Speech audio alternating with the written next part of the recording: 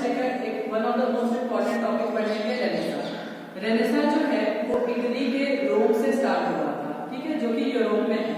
अब हम जब यूरोपियन हिस्ट्री पढ़ते हैं या वर्ल्ड हिस्ट्री पढ़ते हैं तो हम यूरोप को सेंटर में रख के पढ़ते हैं, यूरोसेंट्रिक व्यू से पढ़ते हैं, क्योंकि अर्थ जो है वो तो राउंड है, तो किसी भी साइड आ सकता है।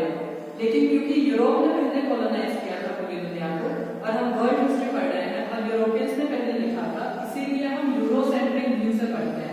मतलब यूरोप जो है वो दुनिया के सेंटर में है और बाकी इसके अकॉर्डिंग या तो ईस्ट में है या तो वेस्ट में है, नहीं तो राउंड शेप में आप नहीं बता सकते कि कौन एग्जैक्टली ईस्ट में है कौन एग्जैक्टली वेस्ट में है। तो यूरोसेंट्रिक व्यू से पढ़ते हैं। तो यहाँ पे जो सबसे इंपॉर्टेंट चीज आई थी वो आई थी रेनेसां।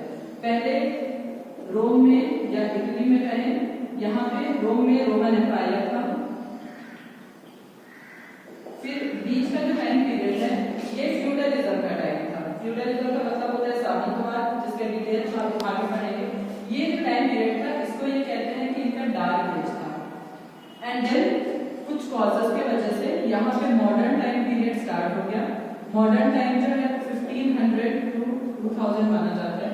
तो 1500 में कुछ ऐसी चीजें हुई जिसके वजह से मॉडर्न टाइम्स यूरोप में स्टार्ट हो गया। यहाँ पे जब मॉडर्न टाइम्स आए तो सबसे पहले जो चीज आई वो आई रेनेसां। इसीलिए इसको हम पुनर्जागरण कहते हैं। बेसिकली एक टाइम पे रोमन साम्राज्य था, तो ये जो टाइम है यूरोप इस टाइम पे जगा हुआ था।